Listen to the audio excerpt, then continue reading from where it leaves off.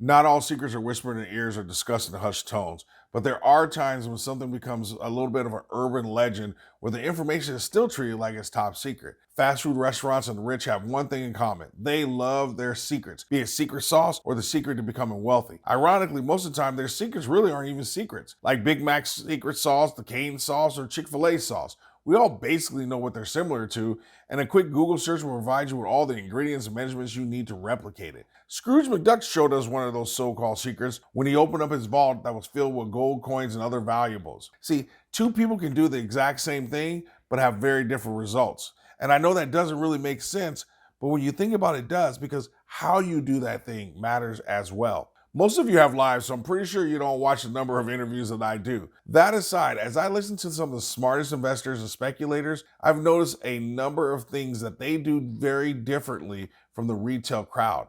And from what I can tell, those little differences lead to significantly different results. When it comes to silver, I want to debunk a few things. First, how much of your wealth should be in precious metals? A CNBC study of millionaires and billionaires found that around 15% hold gold and or silver. Next, they found that precious metals only represented about 10 to 15% of their overall portfolio. I also want to highlight the work of the Silver Institute and Jeff Christian from CPM Group, which they both determined that your ideal allocation to metals should be somewhere around 20% and not to exceed 25%. And of that 25%, only about 6 to 10% of that allocation should be silver. They don't go all in on metals as you hear all the time here on YouTube. I think we all know why we don't need a huge allocation of metals. But if you don't, hold on, we'll get back to that in a moment. The third point I want to make is when it comes to what they buy, it's the cheapest and the most cost-effective purchase, which is usually bars. Now, I know you will hear Mike Maloney and other people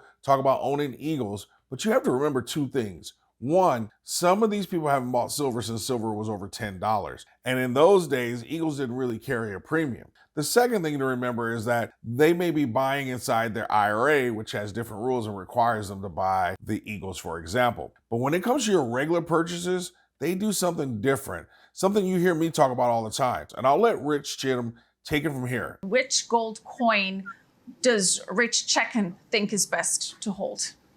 Personally, whatever's cheapest, that's recognizable. As long as it's a recognizable coin or bar, I'm okay with that because I want to put more of my money into gold and less of it into the dealer's pocket in terms of premium or the wholesaler's pocket in terms of premium. I've been doing this for 27 years. I've never had a moment in that time where I couldn't buy or sell a 1 ounce bar.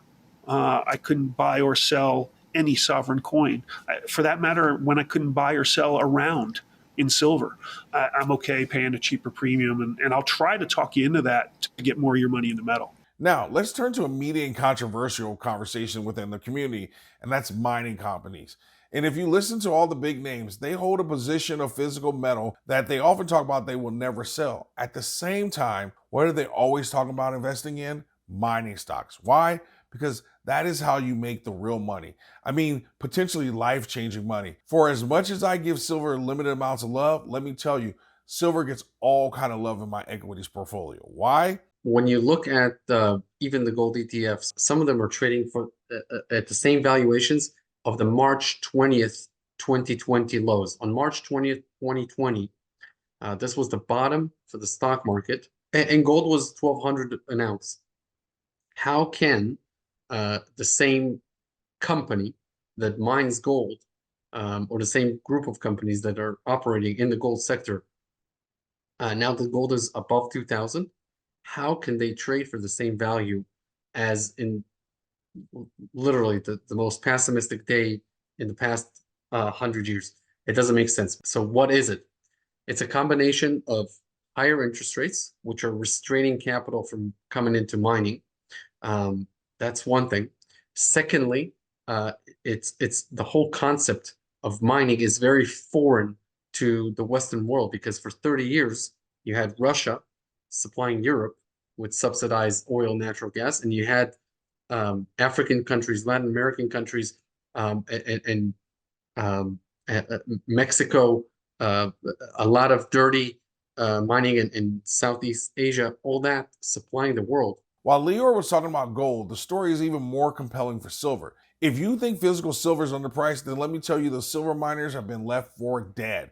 And this is why the real money is going to be made with the silver equities. Look at this ratio chart of SIL ETF versus the S&P 500. It's just screaming, I'm at the bottom, preparing to take off, buy me. Every time you hear Rick Rule talk about silver being hated, he's not talking about running out to go buy a 100-ounce bar. He's talking about buying 100,000 shares of Pan American or Adriatic Metals or Fresnillo or First Majestic. And let me just show you why. First, here's the tweet from Rick Rule showing the divergence between the gold price and GDX miners. I'm sorry I couldn't find a silver version of this, but we all know the number is even worse. Now, let's use a little bit of history as a guide to help us understand or try to anticipate what to expect. The early 2000 bull market ended between August 2010 and April 2011. And look what the silver price did. This is what we mean when we say that silver catches up at the end. During this period, gold was only up 32%, while silver went up 167% at the same time. And as you can see here, silver miners only went up on average 156%. Now, the knee-jerk tendency is to think, well, why would I even bother with stocks if they are performing worse than the metal? Because of this slide. Because if you can pick the right company or two, you can vastly outperform the physical metal as well as the ETF, like First Majestic did when they went up 438%. This next slide shows you some of the big name miners. Unfortunately, it doesn't show you how developers and explorers went up by multiples, but that's okay. Now, before you start to think that stocks aren't really worth it, take a look at this table and look at the returns since the 80s, and you see 2,300, 4,000, 3,800, 1,600%. Hopefully you're starting to see the real potential in gold and silver miners. Now, don't get me wrong, there's definitely risk associated with this, but risk has to be managed. Here's another chart that'll show you the divergence between the major and mining gold and silver stocks. But like Jan Jackson, I'm sure some of you are wondering, what have you done for me lately? Let's look at 2020, and we see the miners outperformed the metal by 19%, and that was the mining ETF. Now remember, that 19% doesn't account for the 15% premium you have to pay when you buy the physical metal. But let's zoom in a little bit deeper into the first half of 2020, and even with the SIL outperforming the metal, look how some of these other companies outperformed. Wheaton Precious Metals up 66%, Pan American 50%, Silvercrest 48%, Hecla 42%, Fortuna 40%, Mag Silver 35%. Now, before you boot up your computer and head over to Fidelity and start buying up shares like crazy, what I'm sharing is not financial advice. It's my observation on how the rich play the game very differently from us. 3 times a week, Andy Scheckman is out there sharing his doom and gloom to get you to buy metals from his particular company, because that's how he makes his money. And yes, I'm sure he's keeping his promise to his father and that he's buying every 2 weeks, but you're insane if you don't think that he's got a boatload of shares in companies like First Majestic. No disrespect to the apes, but while they were out there pushing the masses into physical, what was the other dude out there doing? Throwing everything he could into mining stocks. It's not that the rich are smarter than us. The difference is that they have been taught that they need leveraged growth, that they need to grow their wealth, while you and I have been taught to put all of our money into physical metals to protect our wealth. But whoever talks to us about growing our wealth? Well, your homeboy Dr. Stacker does. So do what you want, but I think it's clear what I'll be doing. I busted my butt to get my physical holdings where they needed to be. Now I'm busting my butt trying to buy the whole bottom and the butt crack of these stocks because of what Rick Rule has taught us.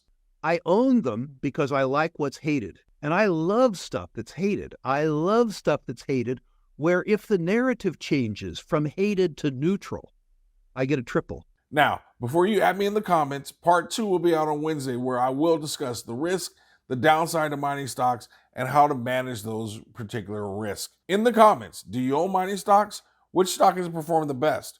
What about the worst? Or simply put an A+ in the comments so that everyone knows that you always stack smarter and never stop learning.